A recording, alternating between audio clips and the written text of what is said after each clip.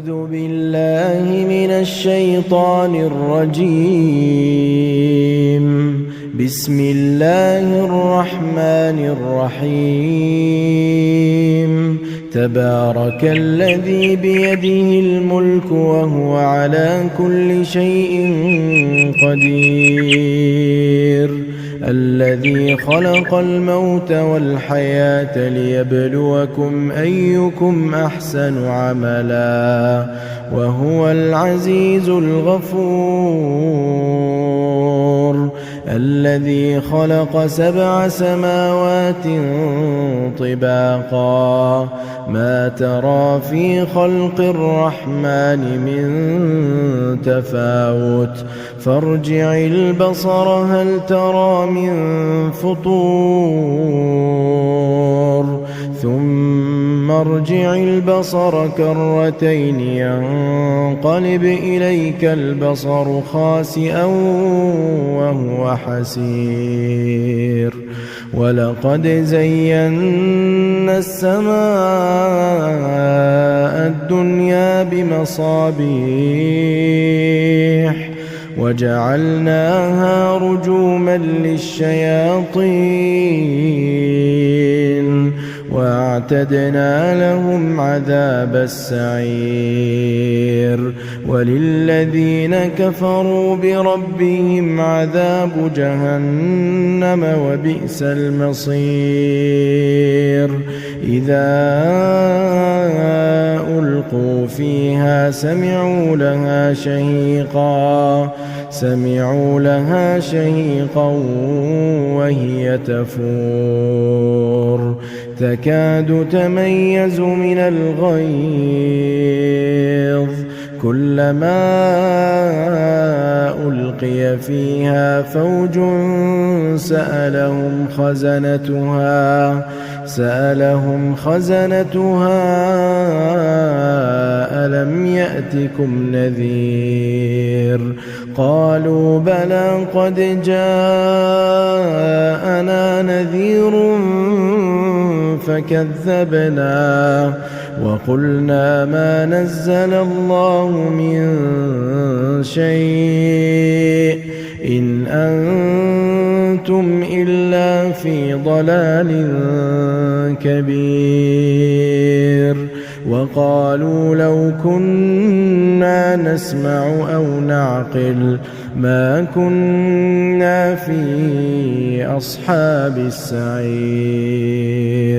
فاعترفوا بذنبهم فسحقا لأصحاب السعير. إن الذين يخشون ربهم بالغيب لهم مغفرة وأجر كبير. وأسروا قولكم أو اجهروا به إنه عليم بذات الصدور. ألا يعلم من خلق وهو اللطيف الخبير. هو الذي جعل لكم الأرض ذلولا فامشوا في مناكبها وكلوا من رزقه وإليه النشور. أأمنتم من في السماء أن يخسف بكم الأرض فإذا هي تمور أم أمنتم من في السماء أن يرسل عليكم حاصبا فستعلمون كيف نذير. ولقد كذب الذين من قبلهم فكيف كان نكير. أولم يروا إلى الطير فوقهم صافات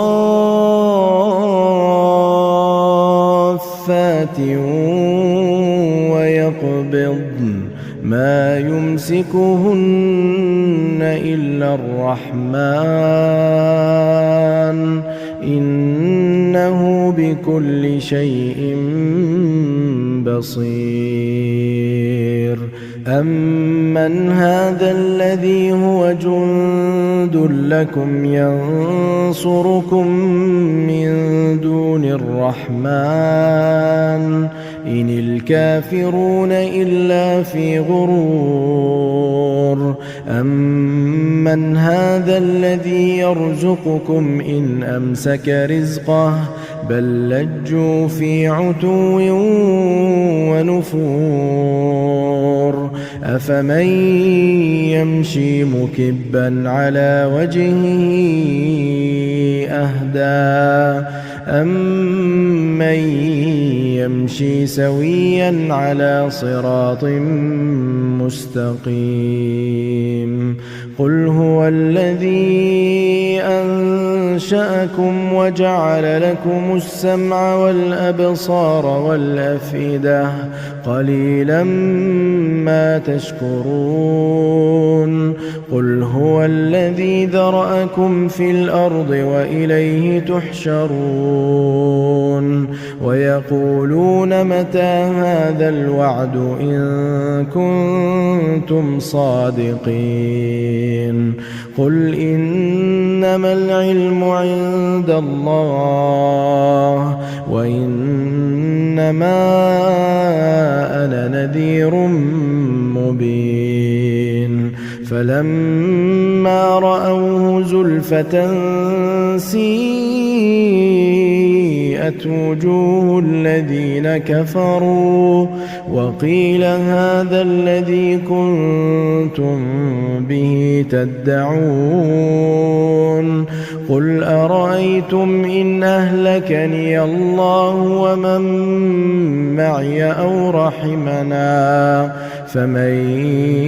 يجير الكافرين من عذاب أليم. قل هو الرحمن آمنا به وعليه توكلنا فستعلمون من هو في ضلال مبين. قل أرأيتم إن أصبح ماؤكم غورا فمن يأتيكم بماء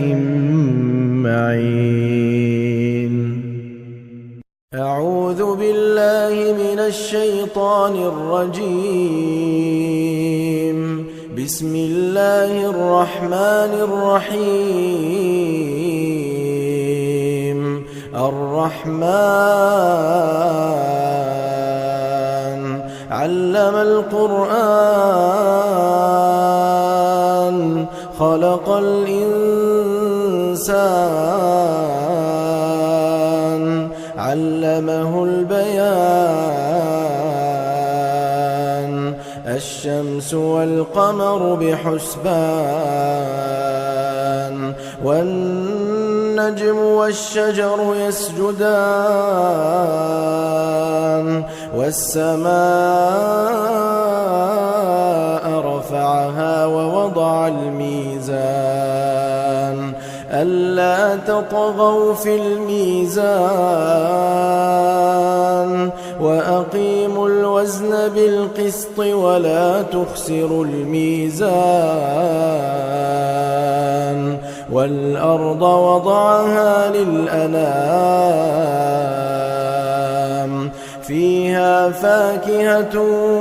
والنخل ذات الأكمام والحب ذو العصف والريحان. فبأي آلاء ربكما تكذبان. خلق الإنسان من صلصال كالفخار وخلق الجان من مارج من نار. فبأي آلاء ربكما تكذبان. رب المشرقين ورب المغربين فبأي آلاء ربكما تكذبان مرج البحرين يلتقيان بينهما برزخ لا يبغيان فبأي آلاء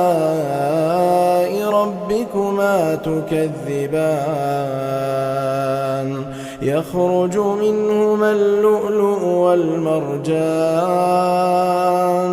فبأي آلاء ربكما تكذبان وله الجوار المنشآت في البحر كالأعلام فبأي آلاء ربكما تكذبان كل من عليها فان ويبقى وجه ربك ذو الجلال والإكرام فبأي آلاء ربكما تكذبان يسأل من في السماوات والأرض كل يوم هو في شأن فبأي آلاء ربكما تكذبان سنفرغ لكم أيها الثقلان فبأي آلاء ربكما تكذبان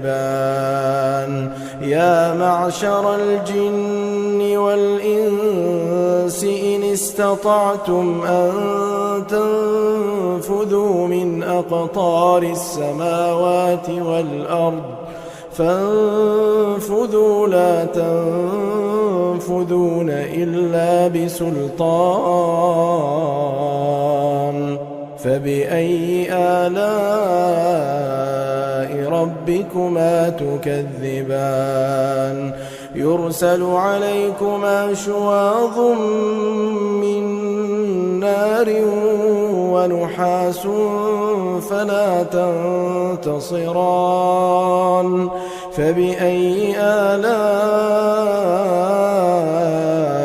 ربكما تكذبان فإذا انشقت السماء فكانت وردة كالدهان فبأي آلاء ربكما تكذبان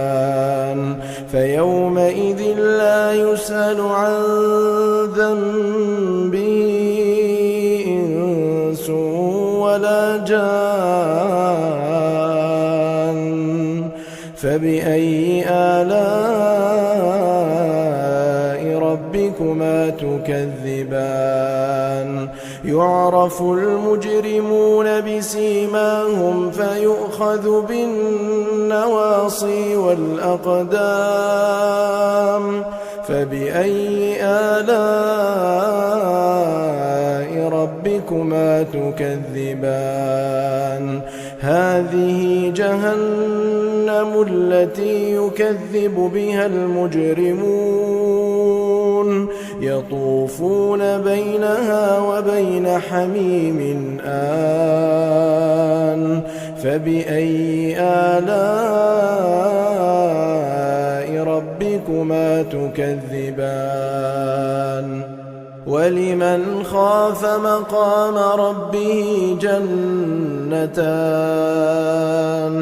فبأي آلاء ربكما تكذبان ذواتا أفنان فبأي آلاء ربكما تكذبان فيهما عينان تجريان فبأي آلاء ربكما تكذبان فيهما من كل فاكهة زوجان فبأي آلاء ربكما تكذبان متكئين على فرش بطائنها من استبرق وجنى الجنتين دان فبأي آلاء ربكما تكذبان فيهن قاصرات الطرف لم يطمثهن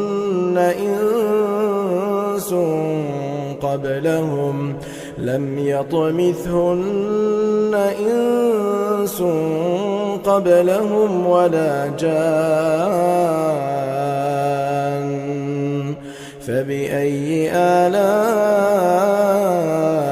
ربكما تكذبان كأنهن الياقوت والمرجان فبأي آلاء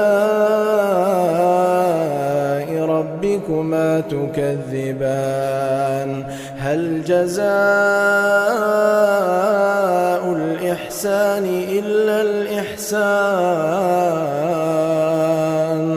فبأي آلاء ربكما تكذبان ومن دونهما جنتان فبأي آلاء ربكما تكذبان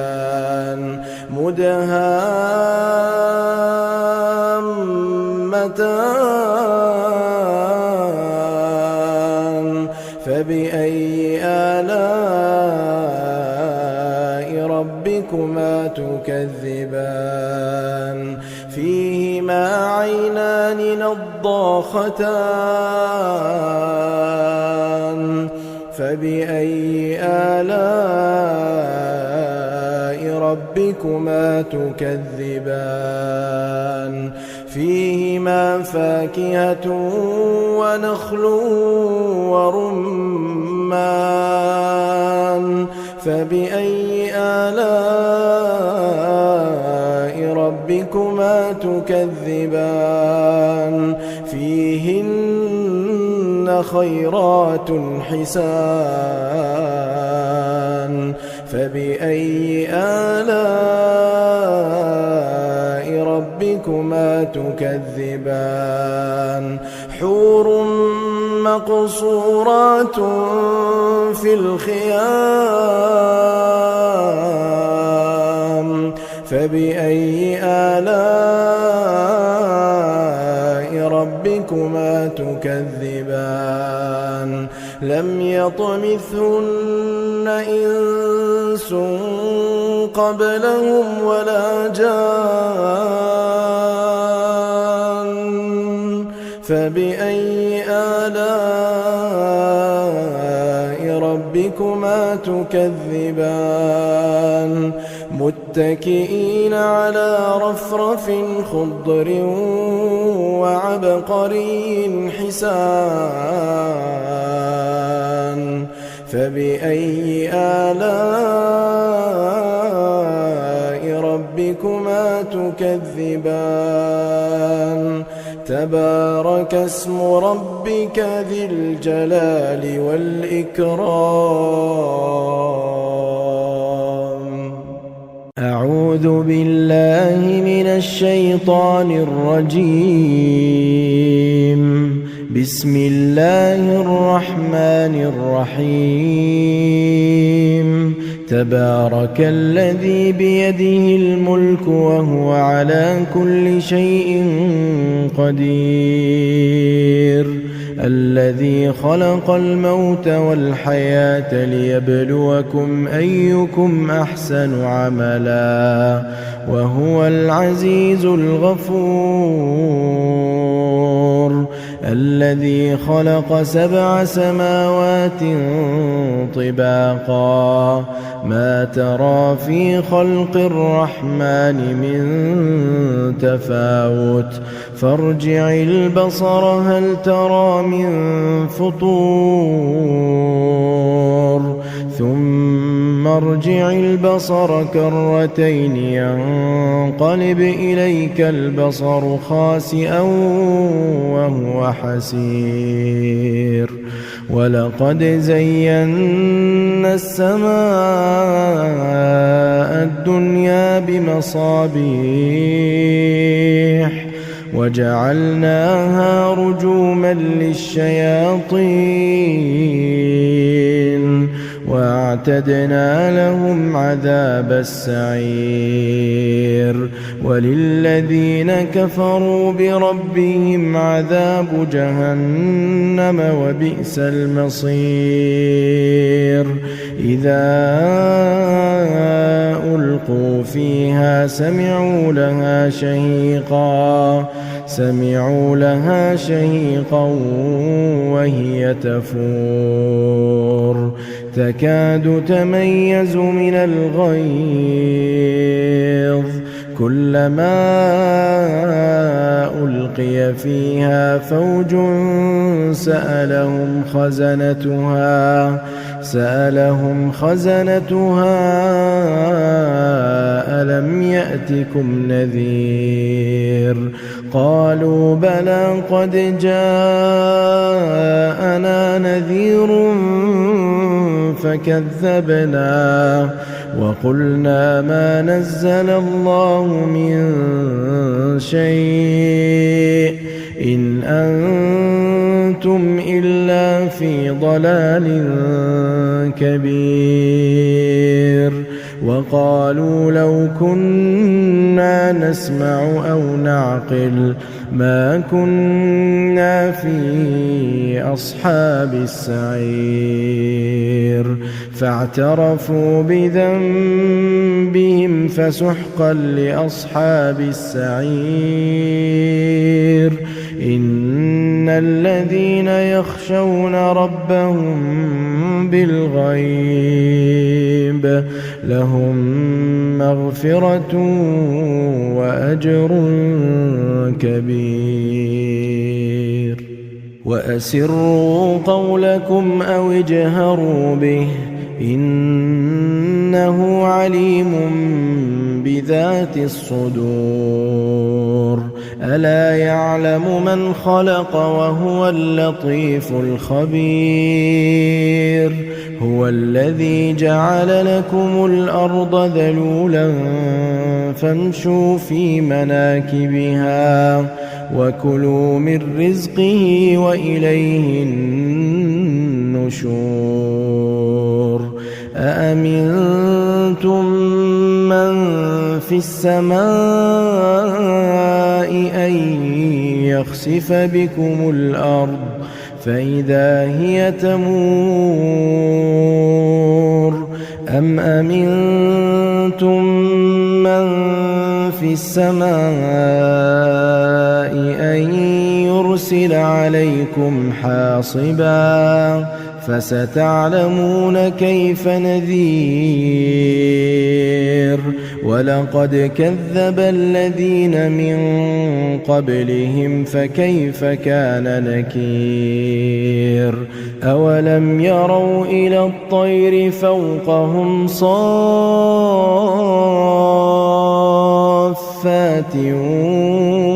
ويقبضن ما يمسكهن إلا الرحمن إنه بكل شيء بصير أمن هذا الذي هو جند لكم ينصركم من دون الرحمن إن الكافرون إلا في غرور أمن هذا الذي يرزقكم إن أمسك رزقه بل لجوا في عتو ونفور أفمن يمشي مكبا على وجهه أهدى أمن يمشي سويا على صراط مستقيم قل هو الذي أنشأكم وجعل لكم السمع والأبصار والأفئدة قليلا ما تشكرون قل هو الذي ذرأكم في الأرض وإليه تحشرون ويقولون متى هذا الوعد إن كنتم صادقين قل إنما العلم عند الله وإنما أنا نذير مبين فلما رأوه زلفة سيئت وجوه الذين كفروا وقيل هذا الذي كنتم به تدعون قل أرأيتم إن أهلكني الله ومن معي أو رحمنا فمن يجير الكافرين من عذاب أليم قل هو الرحمن آمنا به وعليه توكلنا فستعلمون من هو في ضلال مبين قل أرأيتم إن أصبح ماؤكم غورا فمن يأتيكم بماء معين أعوذ بالله من الشيطان الرجيم بسم الله الرحمن الرحيم الرحمن علم القرآن خلق الإنسان علمه البيان الشمس والقمر بحسبان والنجم والشجر يسجدان والسماء رفعها ووضع الميزان ألا تطغوا في الميزان وأقيموا الوزن بالقسط ولا تخسروا الميزان والأرض وضعها للأنام فيها فاكهة والنخل ذات الأكمام والحب ذو العصف والريحان فبأي آلاء ربكما تكذبان خلق الإنسان من صلصال كالفخار وخلق الجان من مارج من نار فبأي آلاء ربكما تكذبان رب المشرقين ورب المغربين فبأي آلاء ربكما تكذبان مرج البحرين يلتقيان بينهما برزخ لا يبغيان فبأي آلاء ربكما ربكما تكذبان يخرج منهما اللؤلؤ والمرجان فبأي آلاء ربكما تكذبان وله الجوار المنشآت في البحر كالأعلام فبأي آلاء ربكما تكذبان كل من عليها فان ويبقى وجه ربك ذو الجلال والإكرام فبأي آلاء ربكما تكذبان يسأل من في السماوات والأرض كل يوم هو في شأن فبأي آلاء ربكما تكذبان سنفرغ لكم أيها الثقلان فبأي آلاء ربكما تكذبان يا معشر الجن والإنس إن استطعتم أن تنفذوا من أقطار السماوات والأرض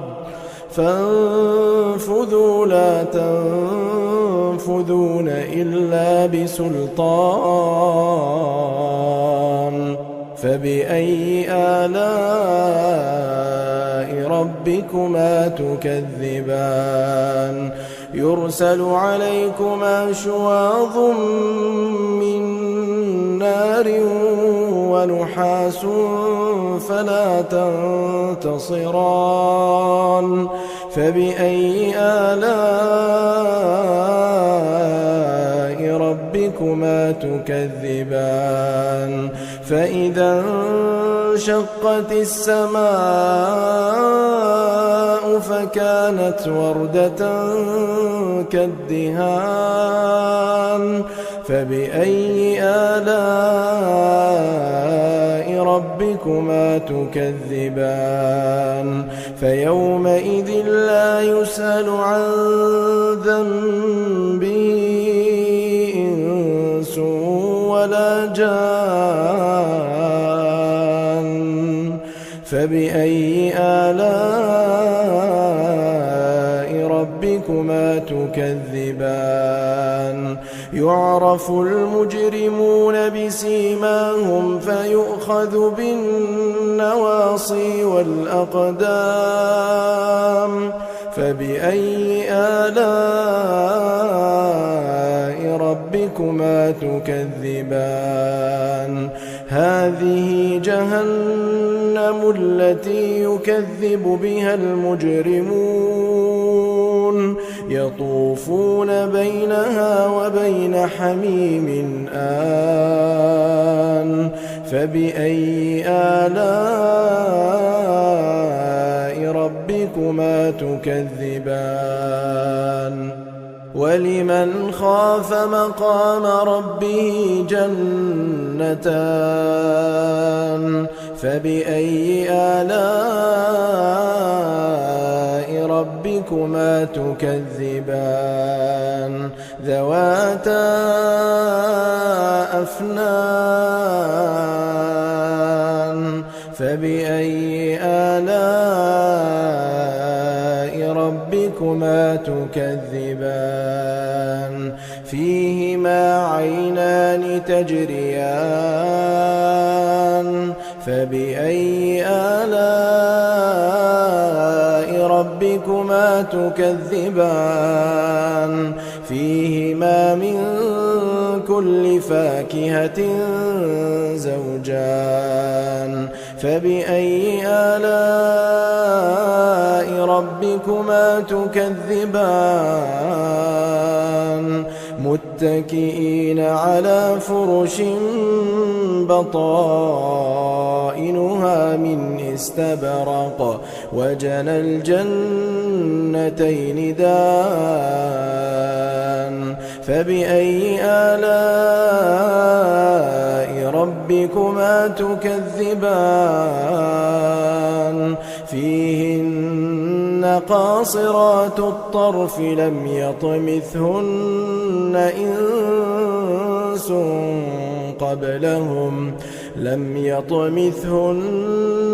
إنس قبلهم ولا جان فبأي آلاء ربكما تكذبان كأنهن الياقوت والمرجان فبأي آلاء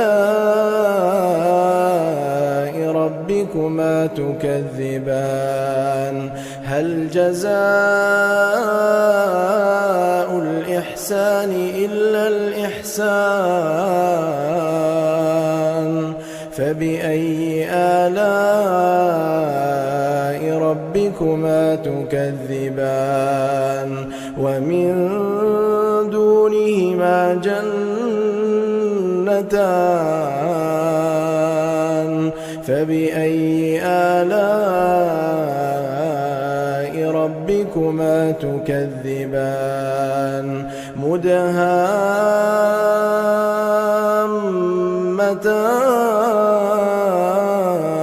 مدهامتان فبأي آلاء ربكما تكذبان فيهما عينان نضاختان فبأي آلاء ربكما تكذبان فيهما فاكهة ونخل ورمان فبأي آلاء ربكما تكذبان فيهن خيرات حسان فبأي آلاء ربكما تكذبان حور مقصورات في الخيام فبأي آلاء ربكما تكذبان لم يطمثهن إنس قبلهم ولا جان فبأي آلاء ربكما تكذبان متكئين على رفرف خضر وعبقري حسان فبأي آلاء ربكما تكذبان تبارك اسم ربك ذي الجلال والإكرام أعوذ بالله من الشيطان الرجيم بسم الله الرحمن الرحيم تبارك الذي بيده الملك وهو على كل شيء قدير الذي خلق الموت والحياة ليبلوكم أيكم أحسن عملا وهو العزيز الغفور الذي خلق 7 سماوات طباقا ما ترى في خلق الرحمن من تفاوت فارجع البصر هل ترى من فطور ثم ارجع البصر كرتين ينقلب إليك البصر خاسئا وهو حسير ولقد زينا السماء الدنيا بمصابيح وجعلناها رجوما للشياطين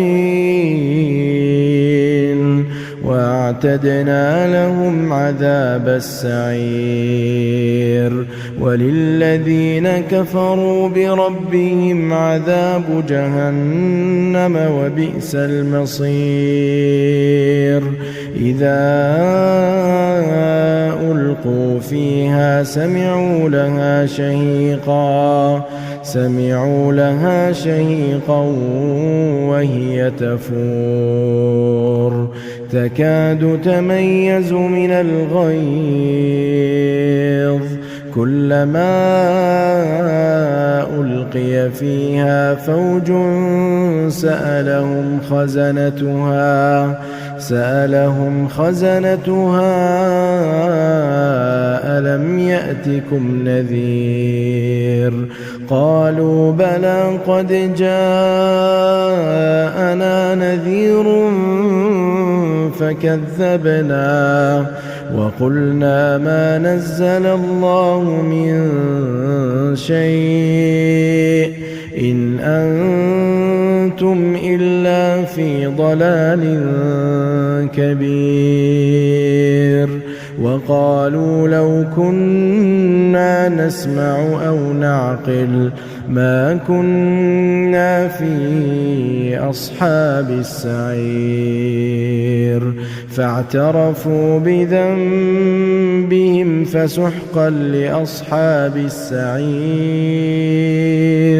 إن الذين يخشون ربهم بالغيب لهم مغفرة وأجر كبير وأسروا قولكم أو اجهروا به إنه عليم بذات الصدور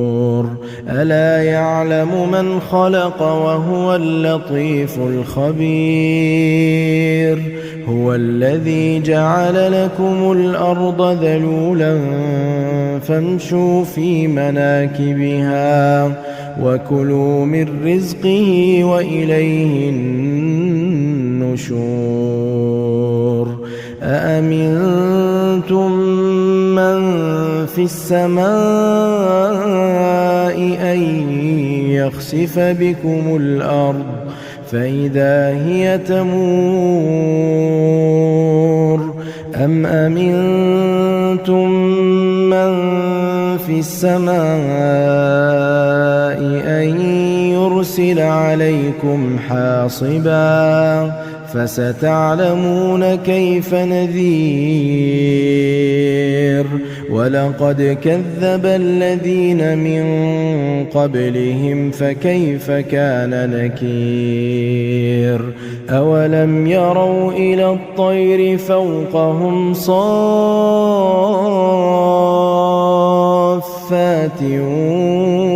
ويقبضن ما يمسكهن إلا الرحمن إنه بكل شيء بصير أمن هذا الذي هو جند لكم ينصركم من دون الرحمن إن الكافرون إلا في غرور أمن هذا الذي يرزقكم إن أمسك رزقه بل لجوا في عتو ونفور أفمن يمشي مكبا على وجهه أهدى أمن يمشي سويا على صراط مستقيم قل هو الذي أنشأكم وجعل لكم السمع والأبصار والأفئدة قليلا ما تشكرون قل هو الذي ذرأكم في الأرض وإليه تحشرون ويقولون متى هذا الوعد إن كنتم صادقين قل إنما العلم عند الله وإنما أنا نذير مبين فلما رأوه زلفة سيئت وجوه الذين كفروا وقيل هذا الذي كنتم به تدعون قل أرأيتم إن أهلكني الله ومن معي أو رحمنا فمن يجير الكافرين من عذاب أليم قل هو الرحمن آمنا به وعليه توكلنا فستعلمون من هو في ضلال مبين قل أرأيتم إن أصبح ماؤكم غورا فمن يأتيكم بماء معين أعوذ بالله من الشيطان الرجيم بسم الله الرحمن الرحيم الرحمن علم القرآن خلق الإنسان علمه البيان الشمس والقمر بحسبان والنجم والشجر يسجدان والسماء رفعها ووضع الميزان ألا تطغوا في الميزان وأقيموا الوزن بالقسط ولا تخسروا الميزان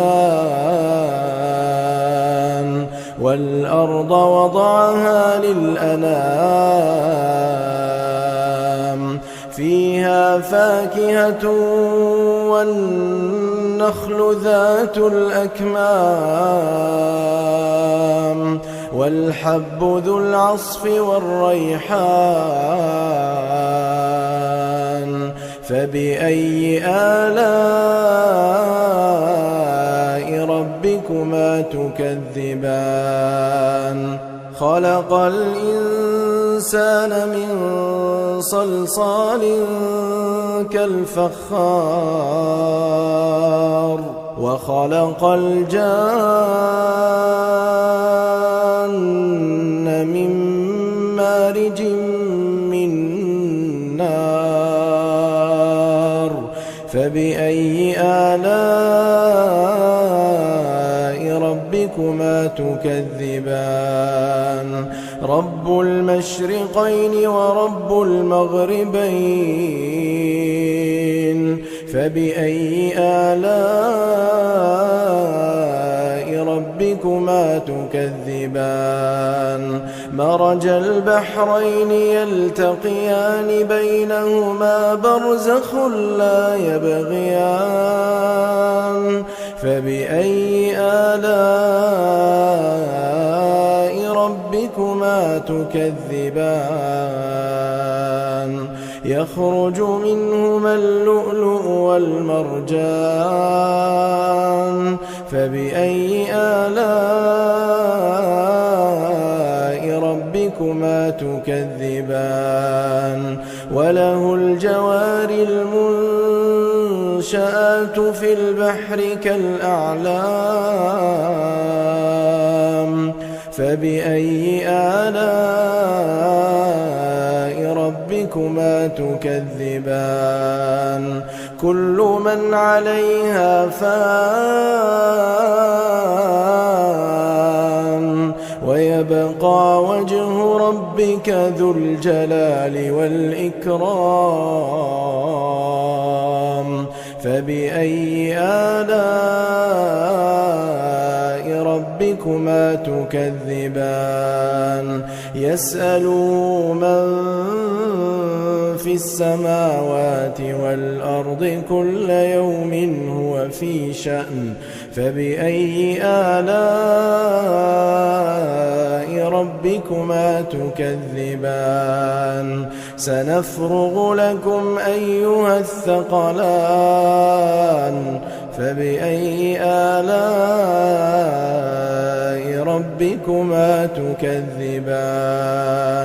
يا معشر الجن والإنس إن استطعتم أن تنفذوا من أقطار السماوات والأرض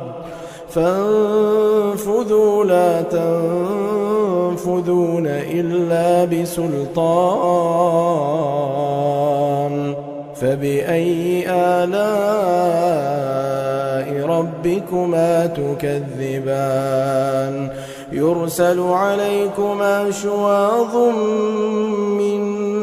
نار ونحاس فلا تنتصران فبأي آلاء ربكما تكذبان فإذا انشقت السماء فكانت وردة كالدهان فبأي آلاء ربكما تكذبان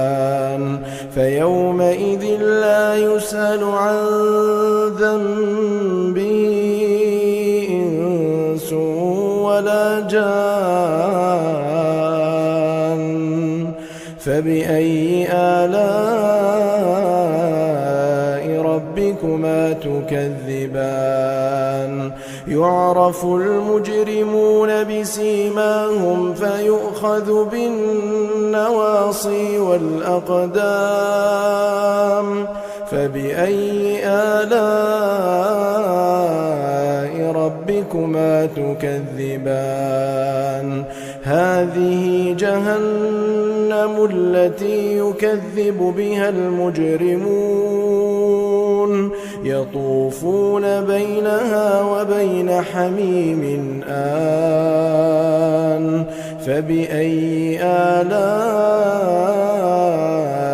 ربكما تكذبان ولمن خاف مقام ربه جنتان فبأي آلاء ربكما تكذبان ذواتا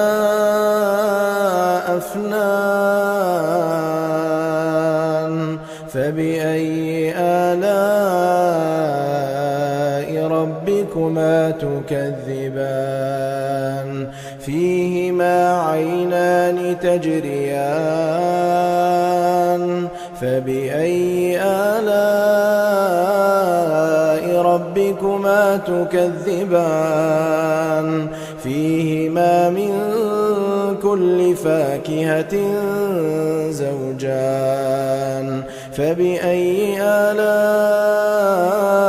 ربكما تكذبان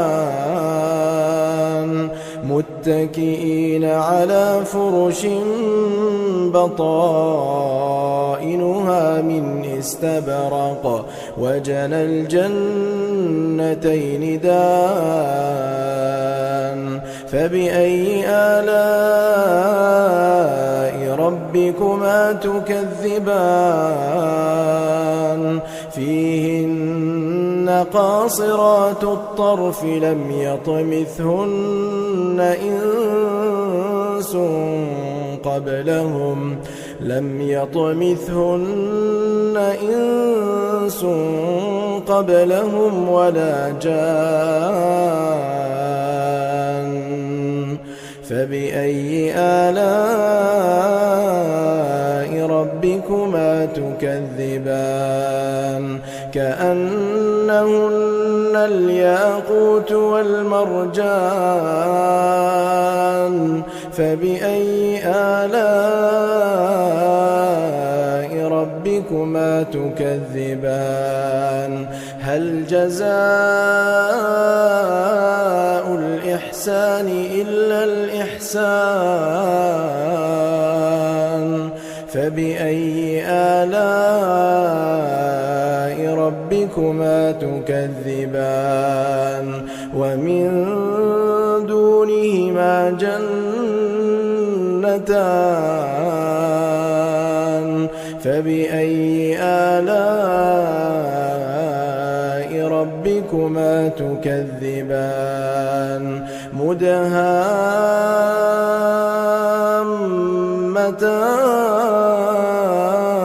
مدهامتان فبأي آلاء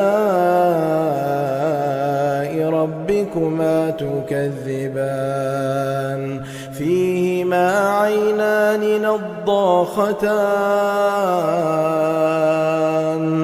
فبأي آلاء ربكما تكذبان فيهما فاكهة ونخل ورمان فبأي آلاء ربكما تكذبان فيهن خيرات حسان فبأي آلاء ربكما تكذبان حور مقصورات في الخيام فبأي آلاء ربكما تكذبان لم يطمثهن إنس قبلهم ولا جان فبأي آلاء ربكما تكذبان متكئين على رفرف خضر وعبقري حسان فبأي آلاء ربكما تكذبان تبارك اسم ربك ذي الجلال والإكرام